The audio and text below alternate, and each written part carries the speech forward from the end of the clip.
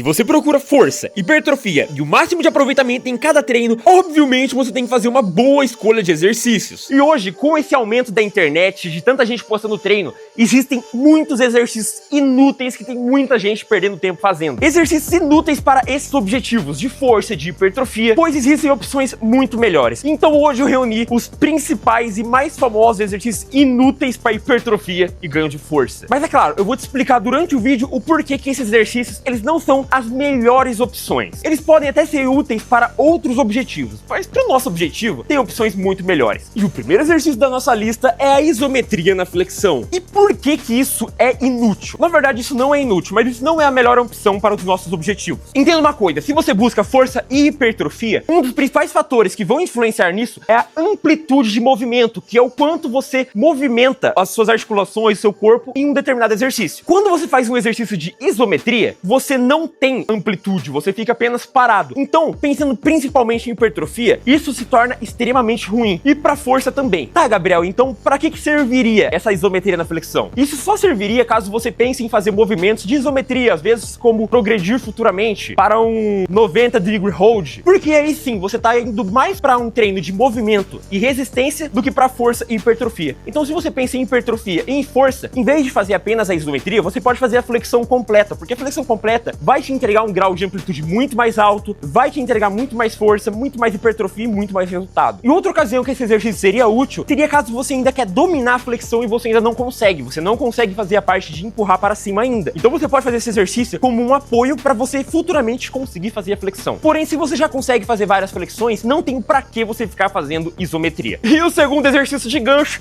é a cadeirinha de agachamento. Esse exercício segue o mesmo padrão da flexão, é um exercício de isometria. Ele é muito famoso porque o pessoal sente muita queimação na perna. Entenda uma coisa sempre, queimação não significa ganho de força nem de hipertrofia. A queimação pode até significar que o músculo está sendo ativado, mas se fosse assim, correr já iria hipertrofiar muito a sua perna, porque você vai sentir dor. Mas na maioria das vezes, essa queimação não significa hipertrofia. Então, isso aqui vai seguir o mesmo padrão. Se você consegue fazer o agachamento, não tem pra que você ficar segurando em isometria, sem amplitude nenhuma. Gabriel, mas tem médico que recomenda esse exercício, fisioterapeuta. Esse exercício, ele seria útil em ocasiões extremamente específicas. Tipo pra quem tem problema articular, precisa fortalecer aos poucos, ou pra alguns esportes específicos. Mas, pro geral, se você quer fazer treino de força e de hipertrofia, esse exercício, ele não serve pra você. Ele vai te entregar muito pouco resultado perto do que outros exercícios, como o próprio agachamento, iriam te entregar. Então, em vez de fazer isso, faça exercícios mais complexos, faça o agachamento, faça variações de agachamento. Não perca tempo fazendo isso aqui. A não ser que, como eu te disse, seja um caso específico, algum fisioterapeuta recomendou e você precisa fazer isso para você melhorar alguma articulação. Aí, ok. Se não,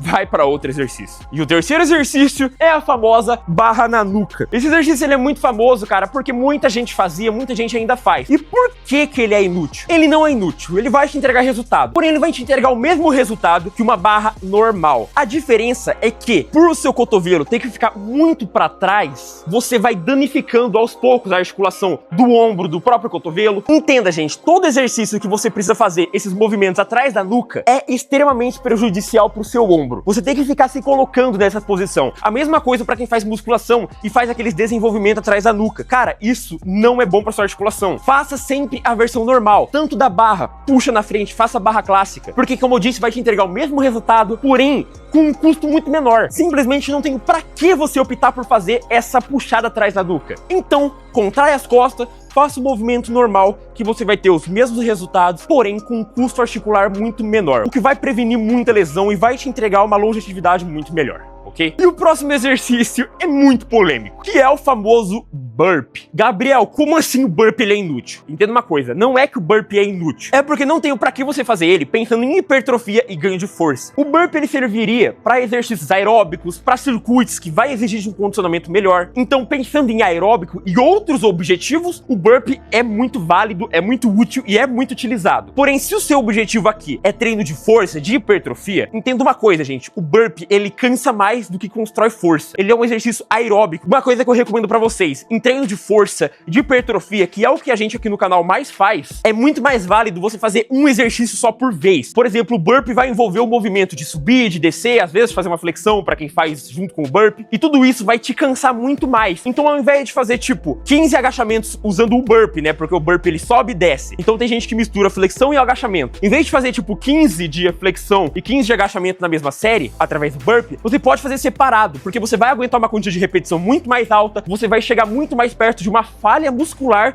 do que você chegaria com o burpee. Então, ao invés de fazer o burpee pensando em força e hipertrofia, faça separado. Faça o treino só de flexão, em outro treino, faça o treino só de agachamento, e depois, em um treino de cardio, se você pensa em aeróbico, em condicionamento, aí você pode fazer o burpee, sem problema nenhum. E por que eu tô explicando isso? Porque eu não quero dizer que o burpee é inútil, porque você pode sair daqui com uma visão errada. Eu tô querendo dizer que ele é inútil pros treinos de força, porque tem opção muito melhores que vão te entregar mais resultado dentro desse treino. E o próximo exercício é a flexão com palma nas costas. E por que essa flexão ela é inútil? Porque, gente, entenda uma coisa. Pelo fato de você ter que bater palma nas costas, ela se torna um exercício muito perigoso e muito difícil de chegar na falha. Porque simplesmente, a partir do momento que começa a ficar difícil, o fato de você precisar bater a palma nas costas é o risco de você cair e se machucar. Esse negócio de você bater palma nas costas é mais bonito e atrativo, legal pra gravar vídeo, do que útil pra um treino, tá? Tipo, não tem nenhum benefício você necessariamente tirar a sua mão e bater palma nas costas. Se você quer fazer a flexão explosiva, é muito mais interessante você explodir apenas, sem precisar tirar a mão pra bater palma. E se você quiser bater palma, que seja na frente, tá? Porque ainda assim é muito menos perigoso do que nas costas. Fora que, como eu disse, se torna difícil de você chegar na falha. E quanto mais difícil fica